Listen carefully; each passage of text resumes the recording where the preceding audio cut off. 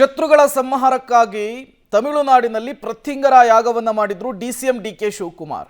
ಇದೇ ವಿಚಾರಕ್ಕೆ ಸಂಬಂಧಪಟ್ಟಂತೆ ಮಾಜಿ ಡಿಸಿಎಂ ಕೆಎಸ್ ಈಶ್ವರಪ್ಪ ಮಾತನಾಡಿದ್ದಾರೆ. ಡಿಕೆಶಿ ಶತ್ರು ಸಂಹಾರ ಹೋಮ ಮಾಡಿದಂತಹ ವಿಚಾರ ಬಾಗಲಕೋಟೆಯಲ್ಲಿ ಮಾಜಿ ಡಿಸಿಎಂ ಕೆಎಸ್ ಈಶ್ವರಪ್ಪನವರು ಇದೇ ವಿಚಾರಕ್ಕೆ ವ್ಯಂಗ್ಯವಾಡಿದ್ದಾರೆ. ಶತ್ರು ಸಂಹಾರ ಅಂದ ತಕ್ಷಣ ವ್ಯಕ್ತಿ ಅಂತ ಯೋಚನೆ ಮಾಡಬೇಡಿ. ಉದಾಹರಣೆಗೆ ಐಟಿ ಡಿಪಾರ್ಟ್ಮೆಂಟ್ ಇದೆ, ಸಿಬಿಐ ಇದೆ. ಐಟಿ ಇಡಿ ಕೆಲವರಿಗೆ ಶತ್ರು ಅಲ್ಲ, ಭೂತ ಕಂಡಂತೆ ಕಾಣಿಸುತ್ತೆ. ಅದರ ಸಂಹಾರಕ್ಕೆ ಅವರು ಹೊರಟಿದ್ದಾರೆ ಅಂತ ಹೇಳಿ ಈಶ್ವರಪ್ಪ ಅವರು ಹೊಸ ಆಂಗಲ್ ಕೊಡುವಂತಹ ಕೆಲಸವನ್ನ ಮಾಡಿದ್ದಾರೆ. ಶತ್ರು ಸಂಹಾರ ಅಂದ ತಕ್ಷಣ ವ್ಯಕ್ತಿನ ಯೋಚನೆ ಮಾಡಬೇಡಿ. ಈಗ ಉದಾಹರಣೆಗೆ ಐಟಿ ಡಿಪಾರ್ಟ್ಮೆಂಟ್ ಇರುತ್ತೆ. ಉದಾಹರಣೆ ನಾನು ಹೇಳ್ತಾ ಇರೋದು, ಶತ್ರು ಸಂಹಾರ ಅಂತಂದರೆ ವ್ಯಕ್ತಿದು ಅಷ್ಟೇ ಅಲ್ಲ, ಸಿಬಿಐ ಇರುತ್ತೆ. ಹಾಂ, ಹೌದಾ ಅಲ್ಲ? ಅವುಗಳ ಕೆಲವರಿಗೆ ನಾನೇನು ಡಿ ಕೆ ಶಿವಕುಮಾರ್ಗೆ ಹೇಳ್ತೀನಿ, ದಯವಿಟ್ಟು ಅನ್ಕೋಬೇಡಿ.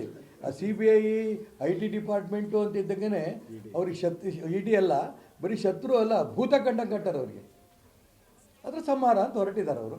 ಅವ್ರಿಗೆ ನ್ಯಾಯ ಸಿಗಲಿ ಮಾತ್ರ ಹೇಳ್ತೀನಿ. ಜನನ ಪೂಜೆ ಮಾಡಿರಿ, ದೇವ್ರ ಪೂಜೆನೂ ಮಾಡಿ. ಜನನೇ ನಿಮ್ಮ ಮುಂದೆ ಕಣ್ಣು ಮುಂದೆ ಭಗವಂತರ ಥರ ಇದ್ದಾರೆ. ಆ ಭಗವಂತ ಜನರನ್ನ ನೋಡಿ. ಇವತ್ತು ಸಿದ್ದರಾಮಯ್ಯನವರು ದೇವಸ್ಥಾನಗಳೆಲ್ಲ ಭೇಟಿ ಕೊಡ್ತಾರೆ, ಶಿವಕುಮಾರ್ ಅವರು ಭೇಟಿ ಕೊಡ್ತಾರೆ, ಪರಮೇಶ್ವರ್ ಅವರು ಕೊಡ್ತಾರೆ, ಈ ರೀತಿ ಎಲ್ಲರೂ ಭೇಟಿ ಕೊಡ್ತಾರೆ. ಆದರೆ ಸನಾತನ ಧರ್ಮವನ್ನು ವಿರೋಧಿಸ್ತೀರಾ, ನಮ್ಮ ನಾಡಿನ ಸಂಸ್ಕೃತಿಯನ್ನು ವಿರೋಧಿಸ್ತೀರಾ.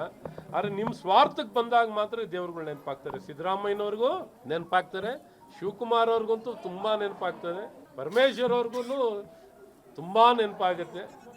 ಈ ರೀತಿ ಎಲ್ಲರಿಗೂ ನೆನಪಾಗುತ್ತೆ. ಆದರೆ ಧರ್ಮಕ್ಕೆ ವಿರೋಧ